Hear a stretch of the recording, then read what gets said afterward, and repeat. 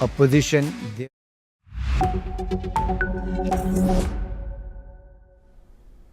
Hello and welcome. I'm Rashan Gidwani and you're watching the World Report on NewsX World. Let's take a look at some of the headlines for this hour. Iran sends waves of missiles into Israeli territory. Tehran dismisses recent reports of peace negotiations as fake news. Israel Defense Minister says the military prepares to occupy a buffer zone to prevent Hezbollah attacks against northern communities. China maps the ocean floor in preparation for submarine warfare. Beijing focuses on strategic underwater coordinates against the U.S. Germany's military satellite plan fuels fears of EU fragmentation. The defense initiative sparks concern over regional unity. Australia and the EU seal a strategic trade agreement. The deal seeks to reduce reliance on China for critical minerals. Airstrikes in western Anbar kill 15 popular mobilization forces members, including Commander Saad al-Baiji.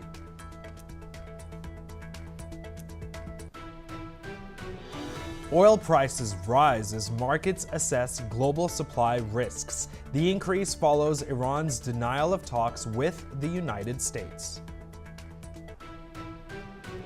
Bullion values fall to multi-month lows as investors abandon hopes for an immediate interest rate cut by the Federal Reserve.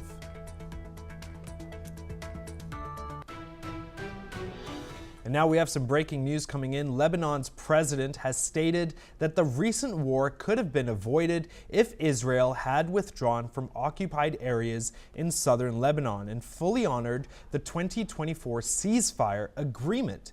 The comments were issued by the Lebanese presidency amid ongoing regional tensions. The president emphasized that adherence to past agreements could prevent further escalation and stressed the importance of upholding international accords. Meanwhile, Lebanese authorities continue to monitor border areas closely, urging restraint from all parties to avoid renewed conflict. And now joining us live to tell us more is Micah Pickus, the head of Pickus Research Services, joining us from Washington, D.C. Sir, to what extent do you believe that there will be a renewed sense of peace in the Middle East conflict? With the news I just shared as well, to what extent do you believe all parties involved can reach a consensus to essentially move forward? What are your thoughts, sir, please? Well, first of all, thanks for having me. I think there's two paths here. The first is that the sort of battered and embattled Iranian regime right now, i.e., the IRGC, Mojtaba Khamenei, manages to sort of stay in power, not get removed, and the Trump administration ends up doing a deal with them. That is one outcome, one that both the Gulf states and Israel will definitely have mixed feelings about, because Mojtaba Khamenei would just be a continuation of his father's repressive regime. And the second is if the Islamic regime in Tehran were to be ousted or overthrown, and there was a sort of peaceful transition to a new and probably more westernized and democratic Iran.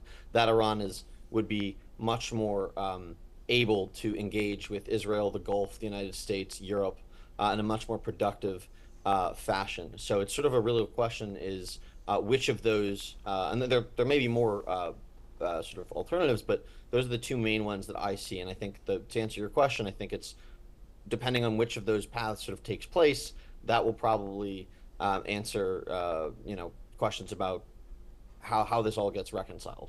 And as far as President Donald Trump is concerned, essentially yesterday we noted that there were talks, and then I saw a video today essentially with President Donald Trump stating that Iran called Washington. Who do you believe here wants the upper hand to essentially end the war, so to speak? And then what will the repercussions be? What are your thoughts, sir?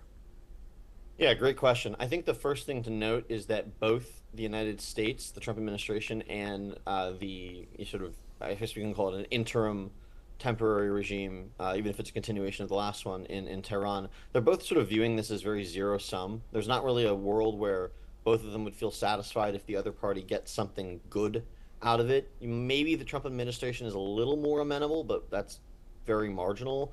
So I think to your question of who wants the upper hand, I think the answer is they both do. And that makes it very challenging because means that the room for middle ground is very very small and is also is shrinking. Middle ground, it's almost like that doesn't exist in 2026 in March. Do you believe that this Friday, the meeting of the G7 nations will be able to reach some middle ground? I know that Japan has essentially stated that they'll try to attempt a ceasefire by sending in some minesweepers into the Strait of Hormuz. But this entire time, oil prices are rising, they're fluctuating, they're going up, they're coming down. What middle ground can we expect from Friday's meeting? What are your thoughts, sir, please?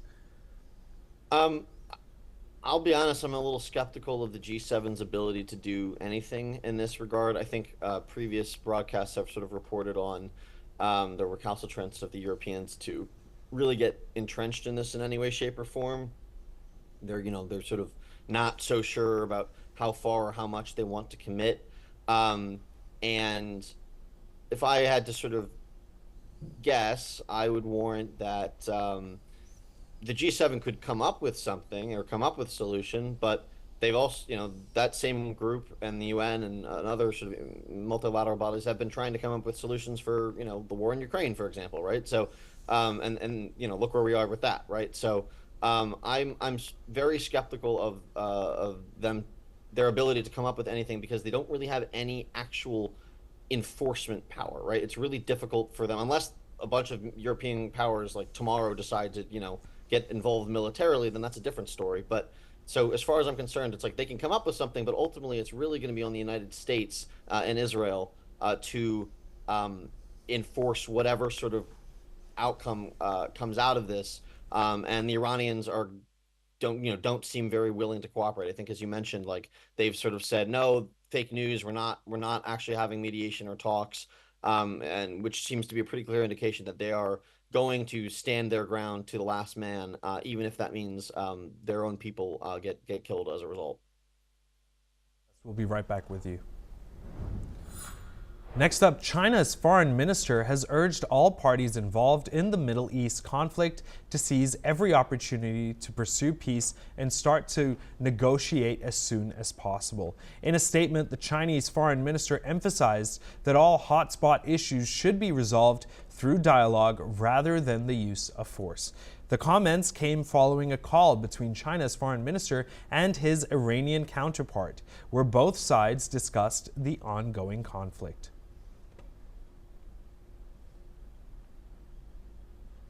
Next up, Iran's negotiating posture appears to have hardened sharply since the outbreak of the war, with the Revolutionary Guards increasingly shaping decision-making. Reportedly, any talks with the U.S. would see Iran demanding major concessions, including an end to military action, compensation for wartime losses, and formal control over the Strait of Hormuz. Reportedly, Iran would refuse any limits on its ballistic missile program, which has long been a key red line in negotiations. And now joining us live to tell us more is Micah Pickus, the head of Pickus Research Services, joining us live from Washington, D.C. Sir, the two stories I just shared there, let's dive into Iran's essential demands. They're essentially demanding wartime losses. I wanted to key in on that. Do you believe there's a figure in place monetarily that would essentially appease the bombing of schools, so on and so forth? What are your thoughts, sir, please? I think it's a challenging question to answer because um, you know the Iranians, much like their terror proxies, they don't really fight fair. They sort of have a very underhanded way of going about warfare, and to the point about, like, they want a ballistic. First they want a nukes, then they said, okay, well, we still want the nukes, but we want ballistic missiles. And Trump has been very, very clear. He's like, absolutely not. They will not have a nuclear weapon. He said that, I think, on multiple occasions. Um, and I don't think he's particularly keen on this regime in Iran having a significant ballistic missile program either. So I don't think there's a magic number. I think ultimately what it is does this regime end up crumbling, or is there some sort of settlement that's reached? And maybe as part of that settlement, there is money on the table, but I also have a sense that Trump doesn't want to be another Biden. And if you recall, like Biden sort of, I guess, infamously gave unfroze a lot of Iranian assets and such, and then ended up sort of bankrolling a lot of Iranian activity. So I would be skeptical of the Trump administration wanting to hand them a paycheck of any kind. Okay, so let's discuss this in greater detail. Terrorism regime aside, if I was a country hypothetically creating nuclear capabilities or nukes for that matter, and the U.S. wanted to erase them, wouldn't you think that the U.S. in the unipolar world that we have been living in essentially want to collaborate with this country to protect themselves from further threats from other countries? Or is the threat so large from Iran that the U.S. essentially, with Israel's assistance, had to step in, launch those surprise attacks, wipe out the supreme leader, and essentially land us where we are now, where the global economy is facing a crumble? What are your thoughts, sir, please? Well, I think the second part of the question you raised is the key part, right?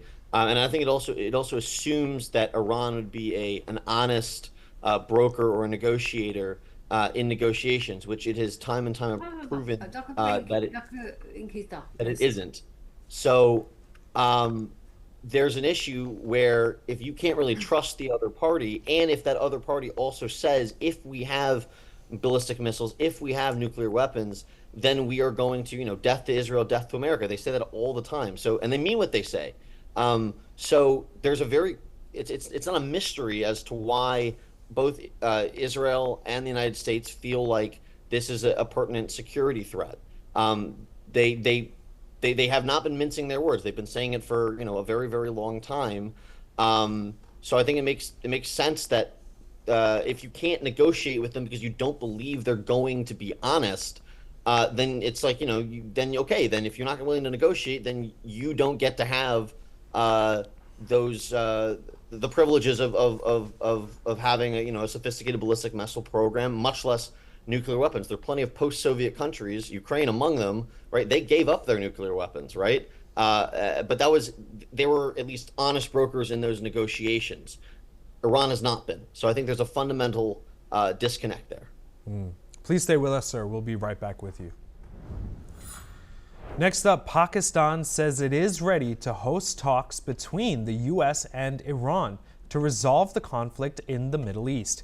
Pakistani Prime Minister Shehbaz Sharif said Pakistan fully supports ongoing efforts to pursue dialogue in the interest of peace and regional stability. He added that subject to agreement by both the U.S. and Iran, Pakistan is honored to facilitate meaningful and conclusive negotiations to end the war.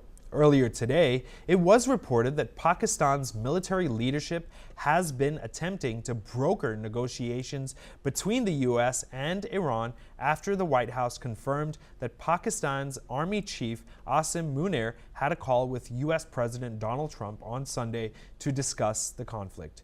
Reports say that U.S. and Iran could meet in Islamabad as early as this week to discuss a comprehensive settlement of the conflict. Joining us live again to tell us more is Micah Pickus, the head of Pickus Research Services, joining us live from Washington, D.C.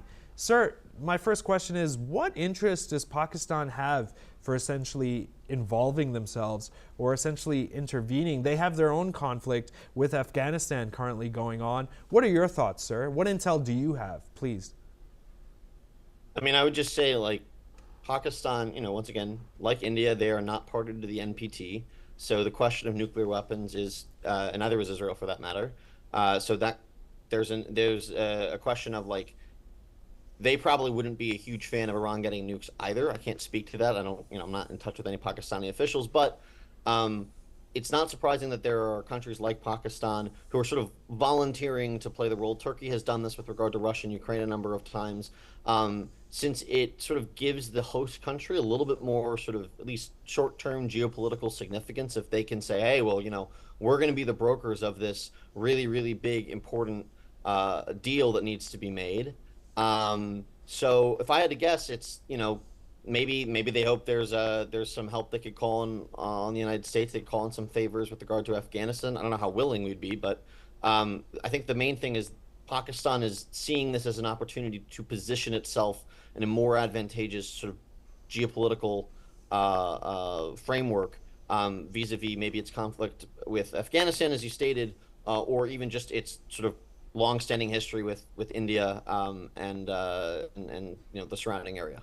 Do you essentially believe that a settlement will be reached in Islamabad? Again, is there some sort of a figure that will help mediate between these two countries? I take note that what you've been saying about Iran and the way they've been essentially representing themselves has essentially depreciated their reputation.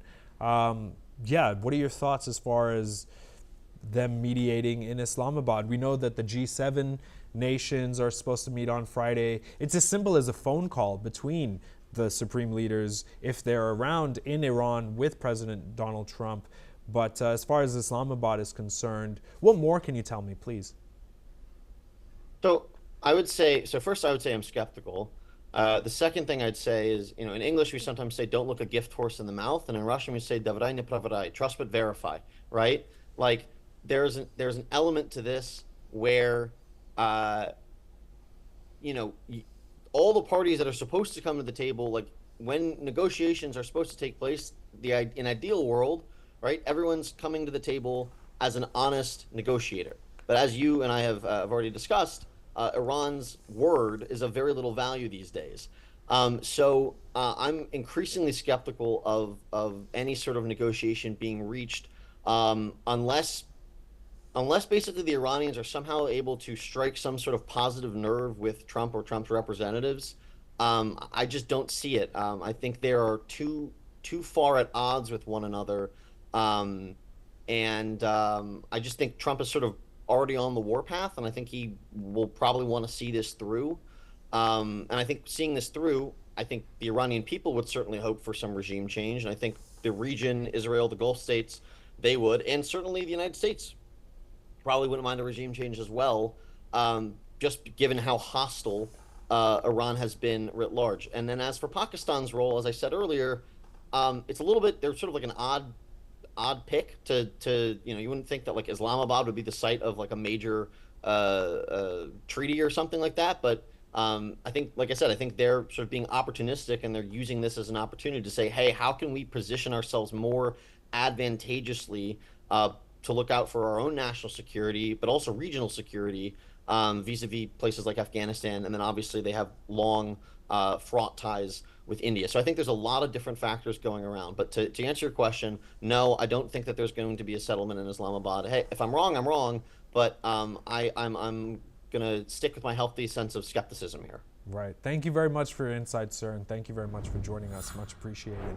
Next up, Iran's foreign minister has reportedly informed U.S. envoy Steve Witkoff that the country's supreme leader approved negotiations with Washington.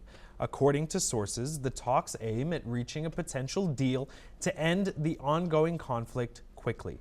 This comes after U.S. President Donald Trump gave Iran a 48-hour deadline to reopen the Strait of Hormuz, but then postponed strikes on Iranian power plants and energy infrastructure by 5 days. The president said discussions were ongoing with a top person, while Iran has denied any formal talks. Trump added that an agreement could be reached within 5 days or less and described the progress as going very well. Joining us live now to tell us more is Alison Mutler, former AP Bureau Chief of Romania, joining us live from Bucharest. Ma'am, I'd love some concrete evidence here. What do you have? What intel do you have about these talks? At first, it was a 5-day postponement. now there's essentially a delay. I'm not going to lie, it was a good thing. It was almost like we achieved peace yesterday. And now again, there's more conflict with both sides essentially digging further into this tit-for-tat retaliation. What more can you tell me, man, please? Well, unfortunately, I don't have the intelligence, but we can just pick up past patterns and learn how these things work. Generally speaking, even in the worst dictatorships, like Iran, like former Iraq wars, like Russia, etc., the most open top official is the foreign minister. Foreign minister is in charge of diplomacy. And so while they may parrot or repeat the official line, they generally are seen to be a bit more flexible and open to dialogue.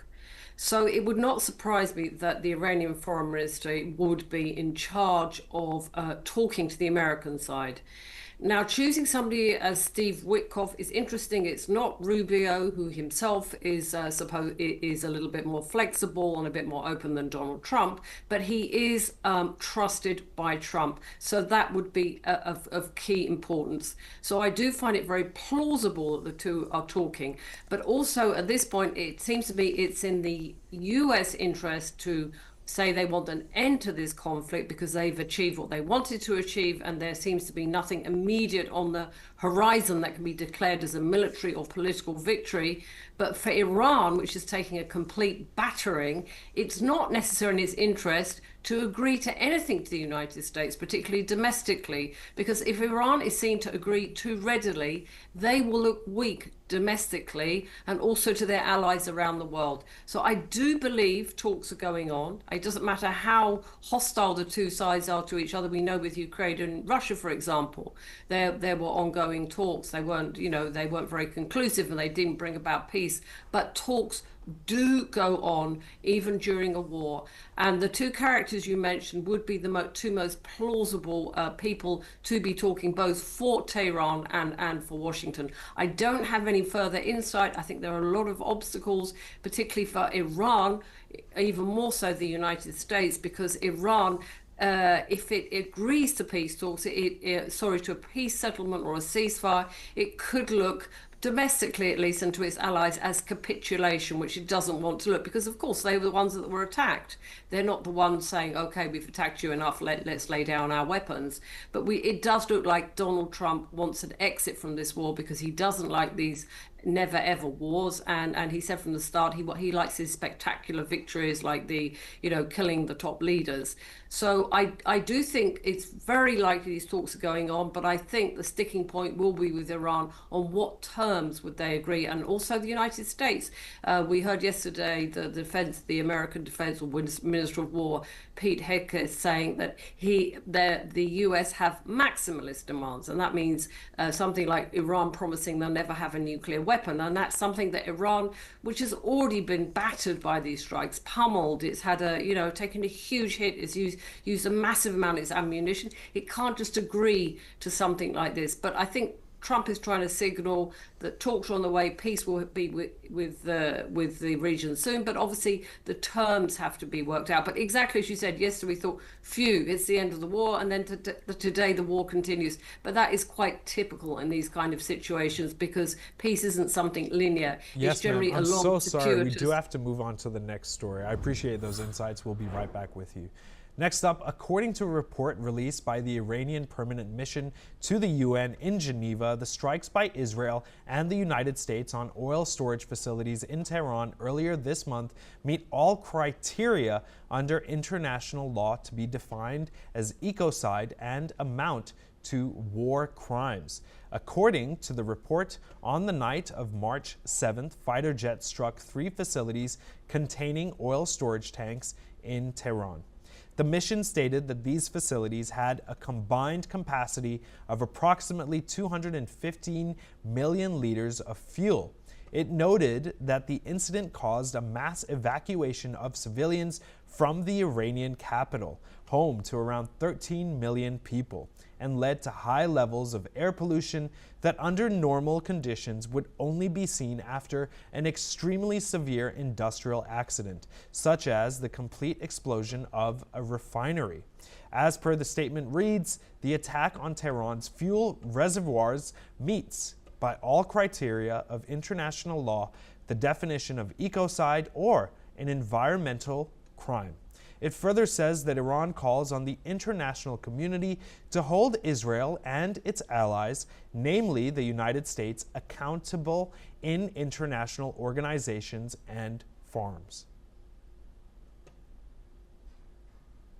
Next up, Israel is urging the Lebanese government to take practical and meaningful measures to curb Hezbollah's influence and prevent any escalation along the southern border.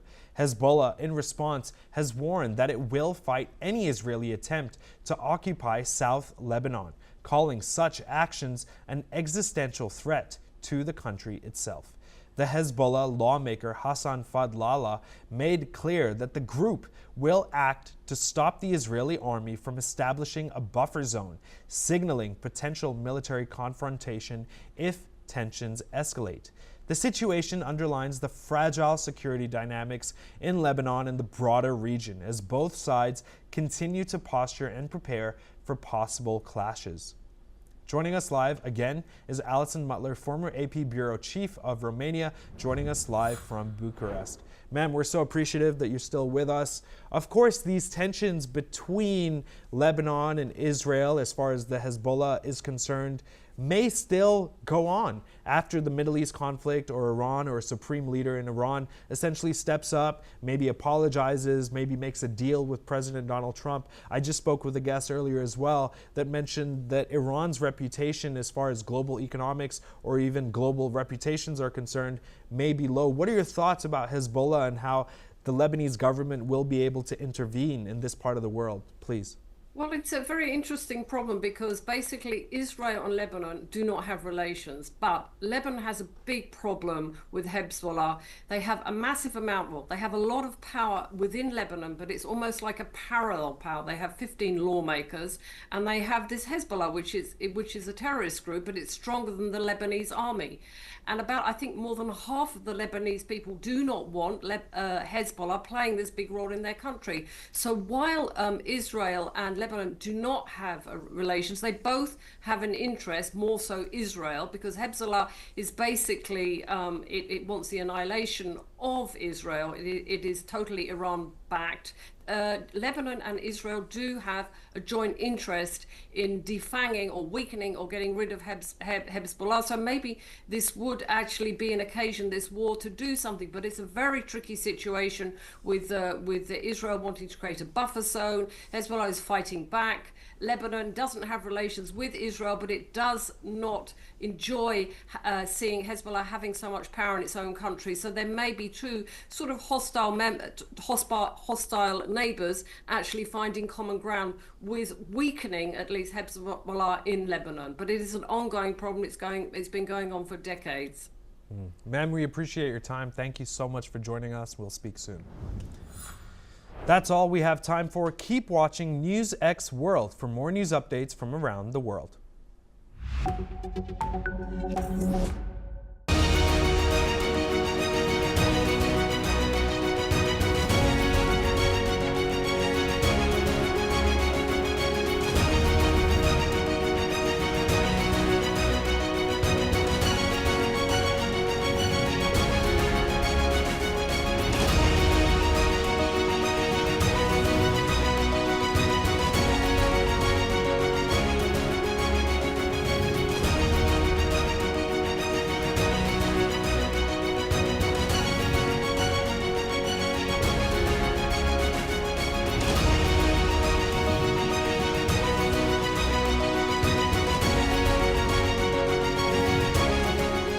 In the midst of death, life persists. In the midst of untruth, truth persists.